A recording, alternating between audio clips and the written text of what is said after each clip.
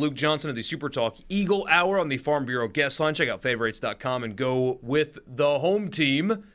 So they're just rolling. I mean, it feels like every time we talk to you, it's, did you guys expect this? Did Southern Miss fans expect this? At this point, doesn't matter if they did or didn't. The team in the non-conference schedule is just straight up absolutely rolling right now. What is it, 3 more wins than all of last season at this point? Yeah, first off, is my head bigger than Hey Dad right now on SuperTalk? Lean in a little bit more. There you go. There you go.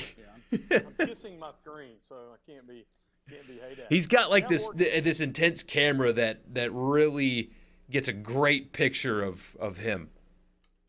That's good stuff. I was just trying to be more like him. So yeah, 7 wins last year, and they're at 10 now. They lost on a last-second shot to Northwestern State a few weeks ago. It was a good team. Yeah, so if the Eagles win against McNeese Sunday, that'll set up a pretty sweet matchup out in Las Vegas against UNLV. And I mean, we're talking, you guys are talking about Mississippi State. Southern Miss, as of today, is 19th in net. I couldn't tell you the last time they were in the top, 50, much less the top 20. And the other night against Lamar, they've been rolling pretty well. Felipe Haase had another 28 points. Just the production they're getting out of Haase and Crowley. You guys were talking Ole Miss basketball. I'm still wondering how that guy got out of Oxford because he has been phenomenal in Hattiesburg. Donovan Ivory has come on. DeAndre Pinckney continues to be a great force inside. So, yeah, I mean, thought we would be talking, football right now and then maybe jump forward into baseball. But Southern Miss basketball right now, 19th in the net. It's nice that we get this bridge, right? The basketball bridge. When basketball is bad, sports fandom, especially for Southern Miss fans, after Saturday would feel empty until really March because you're not really – many people aren't going to baseball games in February when it's freezing out. And so there's that just gap that would have existed after Saturday had the basketball team not done what they're doing. But now you get to keep the momentum rolling. Football gets back to a bowl game. That's really exciting. Now you have something really exciting to get you through the next few months until Scott Berry's wildly consistent program really gets started. And we talked to Jeremy McClain last week on the Eagle Hour, and one of the things he said was kind of the decision to bring Jay Ladner back. People, kind of scratched their head at it. You win 9 games, you win 8 games, you win 7 games. But Jeremy kind of talked about the dynamics when Ladner walked in from a recruiting perspective. And so this team has really taken on the moniker. They're veterans. So there's a lot of juniors and seniors, some fifth-year guys. And they've kind of taken on the moniker of like, we're a bunch of misfits. And they found chemistry together early. And, I mean, we're looking at a team, if they win this weekend, they'll either be 11-2 or 12-1 when they start conference play. It's remarkable. What a change. Saturday, though, bowl game coming up this weekend. Let's start with a more surface-level thing. Fans obviously excited about the direction a bunch of Golden Eagles making the trip this weekend. Yeah, a lot of people are excited. Ticket office has been blowing up. People are really excited because it's short, man. Will Hall talked today at practice about how it should be somewhat of a home field advantage, just from the simple fact that Eagles travel well to bowl games, but the fact that it's under hour and a half down there to Mobile. They're really happy. They've had a good week. Been seeing some cool stuff. They got a Mardi Gras parade tomorrow. They went to the beach yesterday. I got out of that weather. Yeah, it's nice. I guess today they wouldn't have been able to do it, but yeah, some of the guys that have been there since 2020. I mean, this is the first bowl trip that they've been to, and so it's so rewarding. As a former player, I went to 4 of them, and when you've been beaten up a little in the year, to be able to feel that reward, and so a lot of those seniors, and we talked about this week, Michael. I think this is a big deal. There's even a little more pressure, I think, as far as a player. Because the Monroe game was win to get to a bowl season or a bowl game and win and you get to 500. Like this is either winning season or losing season. So I think there's some aspect to that going into the game also. And on that note, so we don't need to dive too deep into this because the goals talk about Southern Miss here, but you mentioned bowl games mean a lot. There's a media sentiment that, the players don't care. They'd rather not play in these games and they're meaningless and stupid.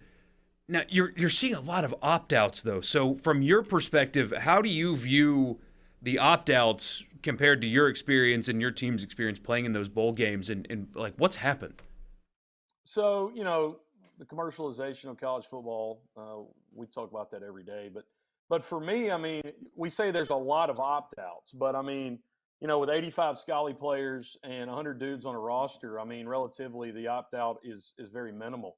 And so, for the vast majority of people, I had the opportunity to go through a rookie camp in the NFL, but the vast majority of guys won't get it. And so, on a team, if unless you're playing a New Year's Six bowl or you're in the playoff, I mean, a lot of guys, man, this is the last time they'll strap on pads, and it's more than that as a player. It's the last time you strap on pads with your brothers, and there's a lot of dudes that take that to heart because rosters are so fluid these days.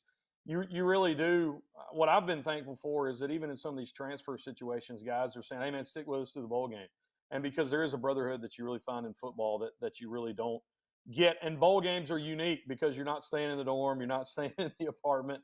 They put you up in some really nice hotel. When we played the Liberty Bowl against Utah, I think the only time I ever broke rules was we broke curfew so that we could go on top of the Peabody and see the Ducks late at night. But just stuff like that happens.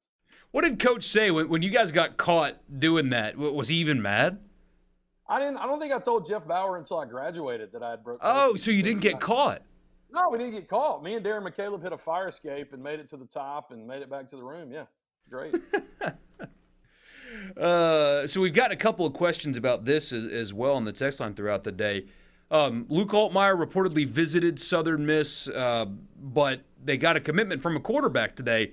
Not Luke Altmaier, though. So who is it, and what do you know about him in this situation?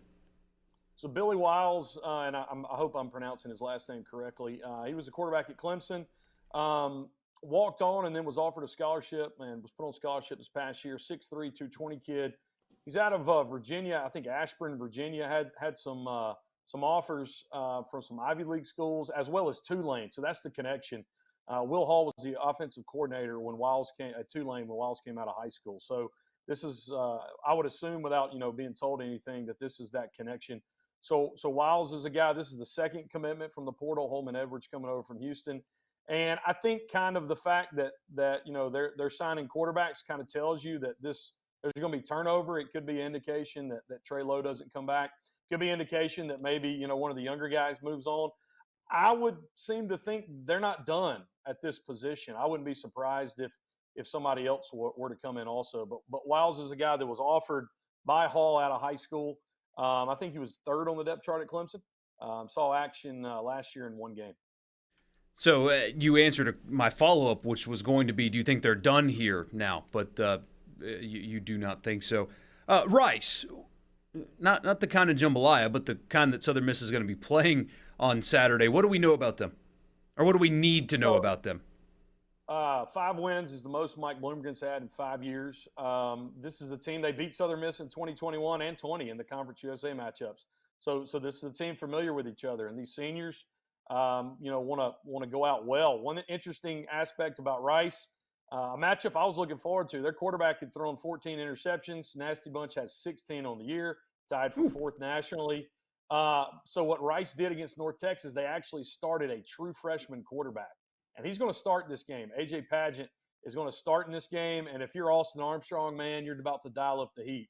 So that's going to be the real question. What can the defense do to confuse a true freshman quarterback? And I really look for the defensive line of Southern Miss to really get after him.